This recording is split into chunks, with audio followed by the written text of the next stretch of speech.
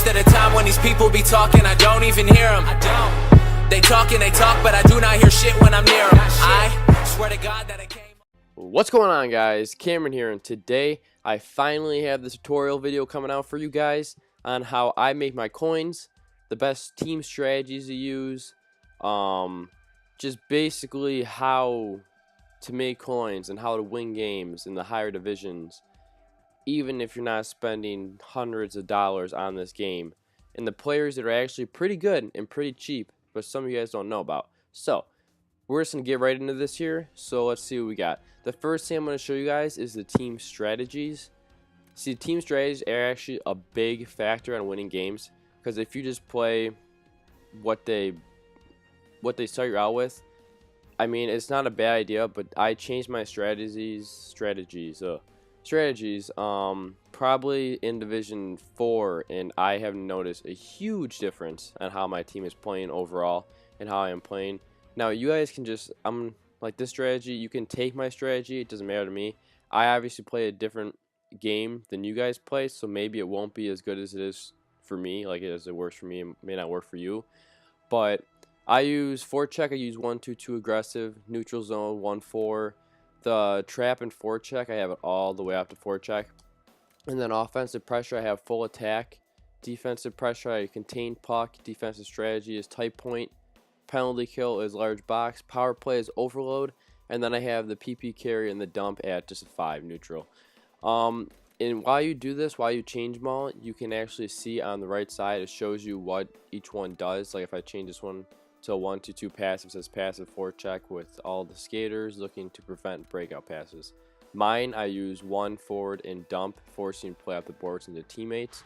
So that's what I use. And then the forward, I use overload on every single forward line, just because I'm pretty skilled in this game, so it just works best for me on that way.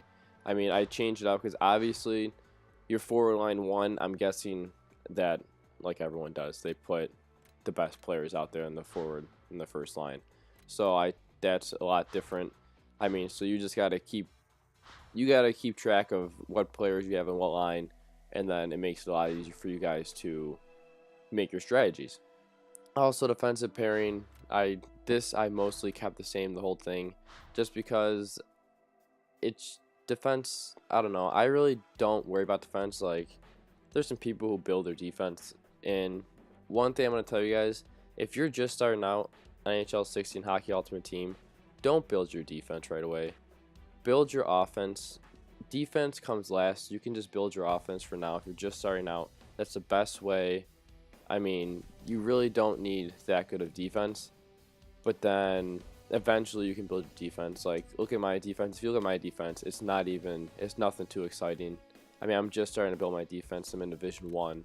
I got Pietrangelo, Burns, Yandel, Letang, Brody, and Falk. I mean, my offense is just stacked compared to my defense. Oh, also, another thing that you guys should do, make sure you change team cards on these. I mean, mine, as you can tell, are all messed up because I just been buying new players recently, so it's just you should definitely put the same. I mean, it doesn't matter if you have the team chemistry will go up to 100 if every single player on your team will be the same as that team, but that costs so much money. It's like $1,000 per team card. So say if you bought the whole team, it'd be a ridiculous amount of coin.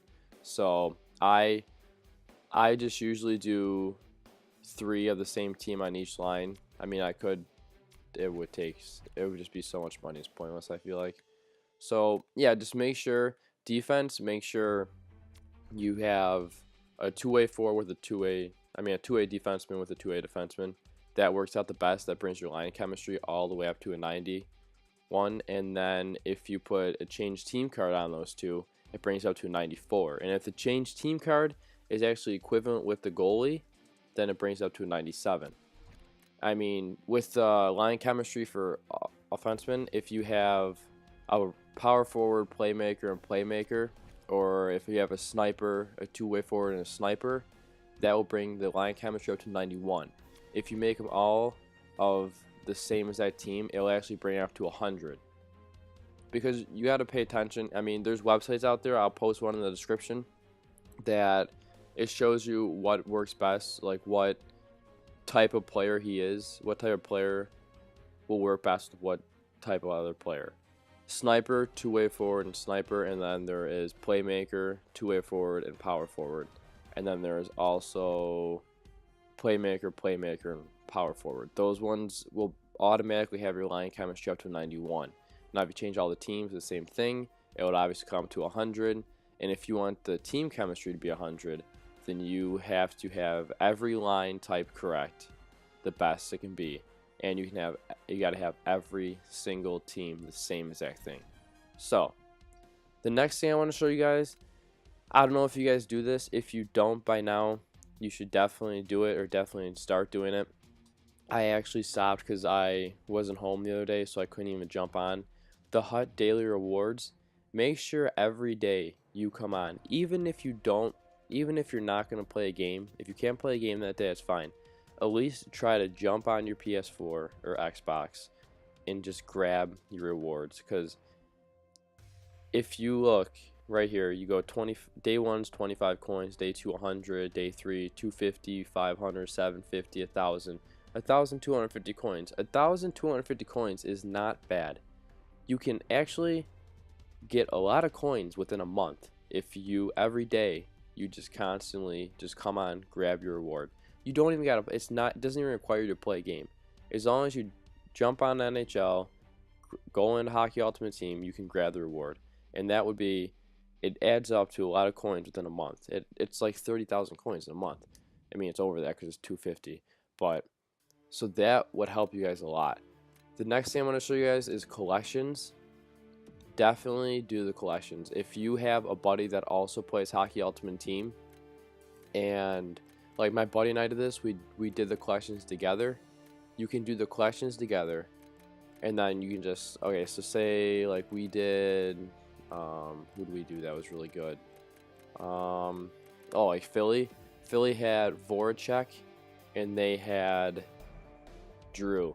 I bought Drew, he bought Voracek, and then when we finished the rest of the collection, we just trade each other those players, or we post them for an auction, and then we made an offer with, like, we put a contract in there.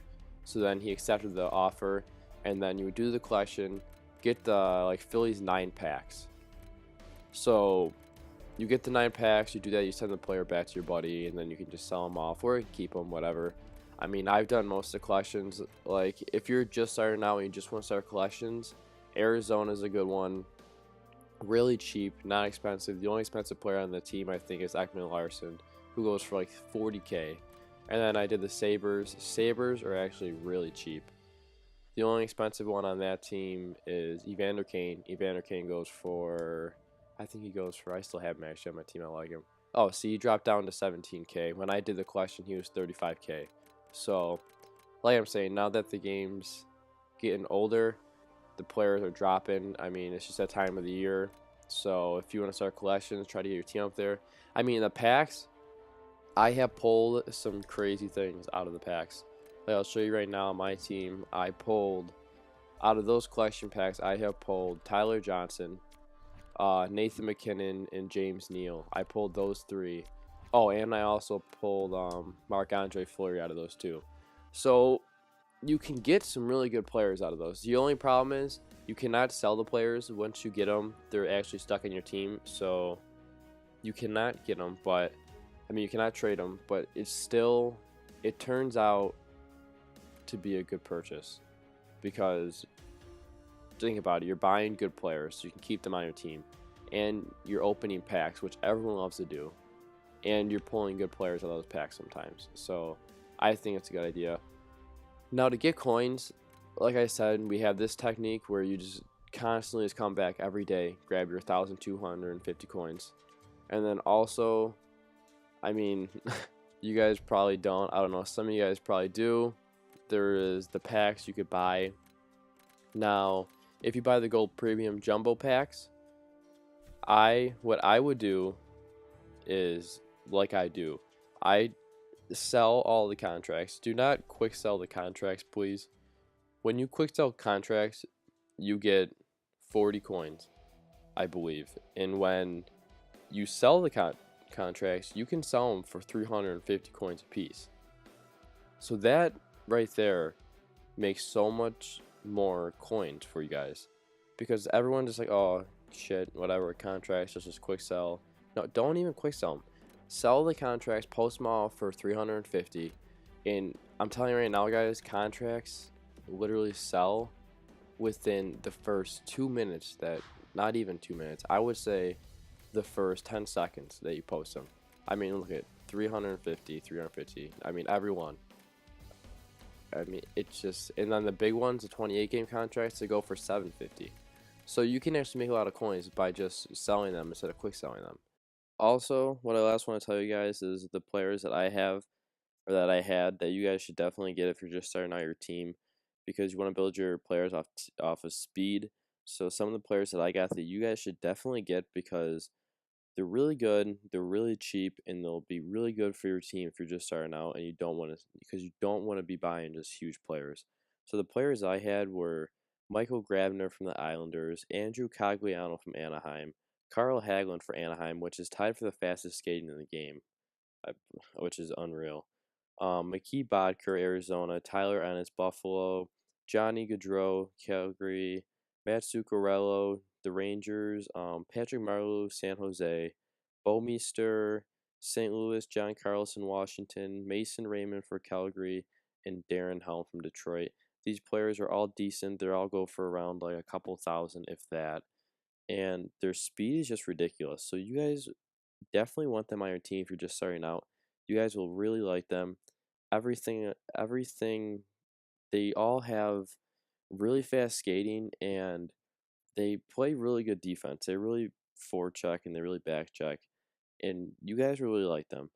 So that's pretty much the end of this video, guys. I know it was really long and I know it was really elaborate, but I really wanted to show you guys what I do to make coins, and the players that are cheap and good if you're just starting out your team, and the team strategies that you guys should do, and just grabbing your hot daily rewards is such a big thing that you guys should definitely start doing. And that's gonna wrap up this video, guys. So I really hope you enjoy this one. I really put a lot of time into this one. So I will be back probably tomorrow with the Road to Dark Matter. That'll probably be tomorrow, or maybe today. I don't know. I'm kind of bored today. I got nothing else to do, so maybe today. But that wraps up this video, guys. So I really hope you enjoy this one, like I said. Also, make sure you smash the like button, smash the subscribe button, and as always, I'll be back with another video. See ya! I said New York City, it's a jungle out there. Sharks moving white on these corners. No woods but trees like the forest. Yeah, you're not from here, they can smell.